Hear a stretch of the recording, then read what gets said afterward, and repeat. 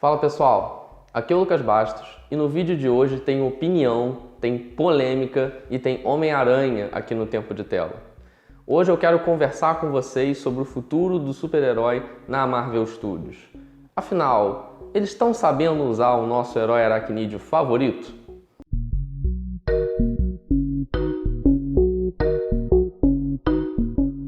Se você acompanha os filmes do universo Marvel, e acompanha também a trajetória do Homem-Aranha no cinema, você sabe que essa é uma história um pouquinho complicada.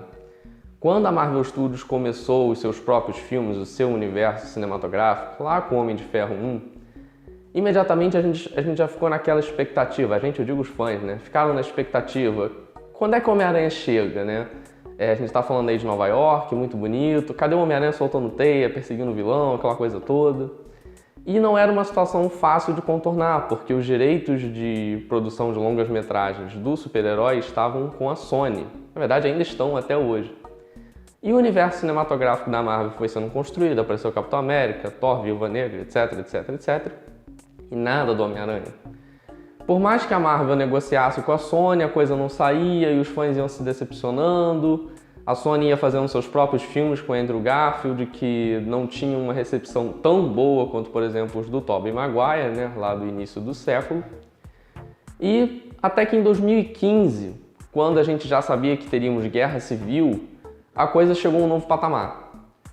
Em Guerra Civil, uma HQ que o Homem-Aranha tem um papel decisivo, a Marvel conseguiu dar uma cartada muito legal. Ela fez uma espécie de acordão com a Sony, no qual o herói seria, entre aspas, dividido, A Sony ia arcar com os custos dos filmes e a Marvel ia ter as decisões criativas. Então o herói finalmente conseguiu voltar para a Marvel, ainda que nessa situação um pouquinho complicada, por assim dizer, para fazer 5 filmes. E o primeiro deles seria, claro, Guerra Civil. E aí, depois de já ver 2 filmes com um herói e planejando para o futuro, eu fico com essa sensação de que foi muito legal ele voltar, só que talvez a realidade tenha sido um pouco pior do que a expectativa. Como eu falei, o primeiro filme no qual ele voltou foi Guerra Civil e ele teve um papel um pouco discreto, na minha opinião. Não que ele tenha feito poucas coisas, Ele até teve umas cenas engraçadas, a aparição dele foi muito legal. O tempo de tela foi até interessante, ele teve um pouco mais de 8 minutos de tempo de tela, o que para um filme com uma cacetada de super-herói é até legal. Mas foram apenas 2 cenas, a participação dele no filme encerra meio que bem antes do fim. E para quem leu o HQ, que viu o grande papel que o personagem tem na história, no desenrolar dos fatos, ficou aquele gostinho de quero mais. Mas ok, a gente ia ainda ter mais, a gente ia ter o De Volta ao Lar, mas eu vou falar dos filmes solo dele daqui a pouquinho. Mas em Guerra Infinita a gente teve de novo uma participação dele num filme de grupo de super-herói, mas ele teve um pouquinho menos de tempo de tela no filme, ele teve 7 minutos e meio, o que também não é ruim se você considerar que a gente tinha ainda mais personagens em cena, mas ele também não teve muito brilho. Na verdade, a grande cena que se tornou um ícone da aparição dele no longa foi a despedida desesperada, emocionada dele, do Homem de Ferro, que na verdade a gente ficou sabendo depois que foi um improviso do Tom Holland, Aquela cena nem era para ser daquela forma. Então, se o Tom não tem aquela ideia ali, talvez a gente ainda lembrasse ainda menos do Homem-Aranha no filme. Mas para mim, o pior da situação, que a gente tem que pensar com mais cuidado, são os filmes solos dele, O que a Marvel está fazendo com o Homem-Aranha na hora dele brilhar. Quando De Volta ao Lar saiu, eu confesso que eu fui no cinema com muita expectativa, Eu estava, na verdade, muito ansioso para ver uma terceira releitura do Peter Parker. Eu queria ver o que a Marvel Studios, que vinha acertando muito nos filmes dela, em filmes até inesperados, como Guardiões da Galáxia, Homem-Formiga. Eu queria saber o que ela ia fazer com um material tão rico em mãos. Eu lembro que eu saí do cinema feliz com a adaptação, eu saí animado, gostei do que eu vi. E aí, só que aí aconteceu um fenômeno que acontece muito com alguns filmes da Marvel, que quando você assiste pela segunda ou pela terceira vez, o filme vai caindo um pouco de qualidade. Quando eu fui reassistir o De Volta ao Lar, eu percebi que, primeiro, boa parte da qualidade do filme se deve ao vilão, ao Abutre. Claro, isso é um ponto para a Marvel Studios. Mas quando eu fui rever a participação do Homem-Aranha, eu percebi que o De Volta ao Lar ficou um filme um tanto quanto genérico, em dois sentidos. Primeiro, porque ele é um filme do Homem-Aranha com poucos elementos do mito do Homem-Aranha, né? A gente está acostumado a essência do Homem-Aranha ser o conflito dele com relação ao tio Ben, né? Aquela coisa dos poderes e da responsabilidade, dele ser um cara super desajustado e que tem problemas a resolver na vida pessoal, né? Problemas amorosos, problemas financeiros também, e que tem que equilibrar isso com a vida do super-herói. Também tem o drama dele com a Tia May, que é uma pessoa que ele precisa cuidar, ao mesmo tempo que ela cuidou dele em determinado momento da vida. Enfim, vários elementos desse mito, né, do Homem-Aranha que a gente aprendeu a amar. E De Volta ao Lar, ele apresenta praticamente nenhum deles, né? Você tem um Homem-Aranha ali mais jovem, você tem um ator bonito, simpático, mas que por algum motivo é excluído dentro de um colégio assim, de ciências. E aí ele gosta de uma menina, mas e aí a menina ao mesmo tempo, assim, ela parece que tá afim dele também, mas aí fica um drama de que eu não posso ficar com ela porque eu tenho que fazer umas coisas de super-herói. E o filme tem grandes momentos, ele tem excelentes momentos, mas ao mesmo tempo ficou aquela sensação de que, pô, isso é um Homem-Aranha, mas podia ser, sei lá, o Garoto Joaninha, porque se você trocar os poderes fica mais ou menos a mesma coisa, né? O fato deles terem rejuvenescido a Tia May também não ajudou muito, você não tem o tio Ben. Tudo bem, eu não queria ver o tio Ben morrendo pela terceira vez porque eu já entendi como isso aconteceu. Mas, sei lá, pelo menos um flashback, alguma coisa assim, poderia ter ajudado um pouco o filme. E ele também é genérico porque ele me pareceu uma espécie de DLC, né, um episódio bônus de Vingadores. Porque você tem referência aos Vingadores o tempo inteiro, você tem o Robert Downey Jr. aparecendo várias vezes no filme, até menos do que eu esperava, mas várias vezes no filme. E aí ficou com a sensação de que, ok, vocês quiseram fazer realmente uma continuação, uma coisa extra de Vingadores, e já que o Homem-Aranha estava aí, bota ele aí para continuar essa história. E não era o que eu queria realmente ver um filme com a cara do Homem-Aranha, com essa coisa épica que o Homem-Aranha precisa e pede.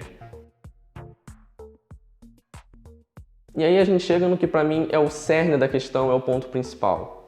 A Marvel, ela não quis ousar, ela não está querendo encarar o desafio de fazer uma adaptação do Homem-Aranha que fuja dos moldes do Peter Parker, né? Para mim, quando foi anunciado que o Homem-Aranha voltaria para o universo Marvel, para mim eu pensei, ok, chegou a vez do Miles, porque a gente não vai ter um terceiro Peter Parker. Já que a Marvel está fazendo diferente em tantos aspectos, é agora que a gente vai ver o Miles aparecendo e se tornando o Ultimate Spider-Man ou qualquer coisa do tipo. E não foi, a gente viu um terceiro Peter Parker que talvez não seja nem o melhor Peter Parker que a gente já viu no cinema. Nada contra o Tom Holland, tá? Eu gosto muito dele, eu achei ele muito legal, acho um bom ator, tem um enorme potencial. Mas eu queria ver outra coisa. E especialmente depois desse ano, que se você já viu o Spider-Verse, né, a animação que se tudo der certo vai ganhar o Oscar, cara, fica muito claro de que a Marvel errou. Assim, ela quis mostrar mais um Peter Parker quando a gente estava pronto para ver o Miles.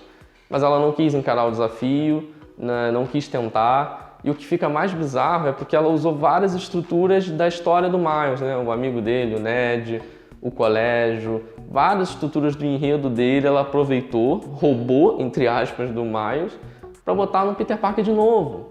Então me pareceu aquela coisa, vou apostar no que está ganhando, no que todo mundo conhece, para fazer um dinheirinho aqui tranquilo. Ela perdeu a chance de fazer algo épico, algo inovador. E sim, eu espero que o futuro mude um pouco essa situação. E já que eu falei do futuro, vamos pensar o que vem por aí, né? De imediato a gente vai ter o Homem-Aranha Longe de Casa, né? O Far From Home, que já tem trailer anunciado, tá chegando aí. Sinceramente, eu vi o trailer um dia depois de ver o Spider-Verse, então minha percepção foi muito influenciada. Mas, de cara, eu achei o trailer ruim. Mas, obviamente, a gente não pode confiar só na nossa opinião, na nossa visão.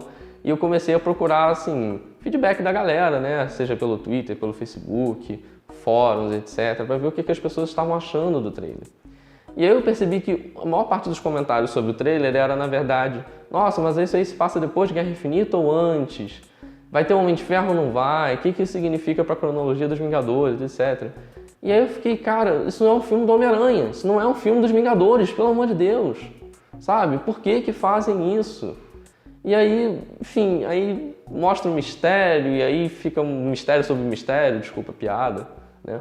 E aí aparece o Homem Hídrico só no final, mas ok, tem esses elementos do Homem-Aranha, mas ao mesmo tempo me pareceu uma grande comédia romântica adolescente. Sabe, vendo o trailer eu fiquei com a sensação de que aquele filme podia estrear logo no Disney XD, sabe, no canal TV a cabo, porque é a mesma roupagem. E não era isso que eu quero ver do Homem-Aranha na Marvel Studios. Claro, eu não vou ver um filme dark, super sombrio, coisa e tal, não é isso, mas que pelo menos traga essa carga épica que o herói precisa. E eu acho que a gente não vai ver de novo. Meu medo é a gente ver de novo outro episódio bônus de Vingadores, cheio de referências e easter eggs, porque isso parece um vício hoje do mercado de filmes geeks, e com uma história que a gente vai assistir, vai rir e vai esquecer depois de 2 dias. E ainda com relação ao futuro do Homem-Aranha na Marvel Studios, eu acho que a Marvel tinha que começar a olhar com bons olhos a possibilidade de uma série do super-herói. A gente já tem algumas séries anunciadas para o serviço de streaming da Disney, né? A gente tem Loki, por exemplo, anunciado, e a série da Feiticeira Escarlate. Eu acho que o Homem-Aranha tem tudo para se encaixar perfeitamente nesse formato. Claro, existe uma questão de orçamento, né? Fazer uma série do Homem-Aranha um pouco cara pelos efeitos especiais, mas eu acho que ele tem uma estrutura de narrativa assim, que combina muito com essa coisa episódica, de um vilão por episódio, de você acompanhar o desenrolar, sei lá, do namoro dele, dos problemas financeiros dele, etc. Se você nasceu mais ou menos na mesma época que eu, você acompanhou provavelmente algum desenho do Homem-Aranha, né? E os desenhos do Homem-Aranha eram excelentes, assim. Eram melhores que todos os outros desenhos de super-herói, assim. Eu tô falando de Marvel, DC, tudo que você quiser aí. Então eu acho que se a Marvel quer fazer bombar o streaming dela, quer fazer série, cara, o Homem-Aranha tá aí pra isso. E aí, claro, só tem que resolver umas coisas de contrato, né? Quem vai ganhar quantos bilhões, coisa e tal, mas isso aí é coisa fácil, tranquilo. É isso aí, pessoal. Falei um pouquinho nesse vídeo do que eu acho que a Marvel Studios está fazendo com o Homem-Aranha. Como eu falei, eu acho que tá me decepcionando, não tá sendo da forma que eu imaginei. Não tá tudo ruim, tá, gente? Existem cenas épicas, lembranças muito boas que eu vou ficar desses filmes. Como eu falei, eu adoro Tom Holland, eu acho que foi uma ótima escolha de Peter Parker. Mas acho que dá pra melhorar em filme, dá pra usar com uma série. Eu quero ver o Miles aparecendo. E eu também quero saber o que você acha sobre esse assunto, né? Comenta aqui no vídeo o que você achou, o que você acha desse assunto. Se você acha que eu falei muita besteira, se você acha que eu falei pouca besteira. Dá like no vídeo se você gostou. Se você não gostou, pode dar dislike, não tem problema, eu não vou ficar chateado com você não. Não deixa de seguir o nosso canal, né? Se inscreve aí para poder continuar acompanhando mais vídeos sobre Homem-Aranha e outros filmes da Marvel. E claro, fica aquele abraço para você, até a próxima.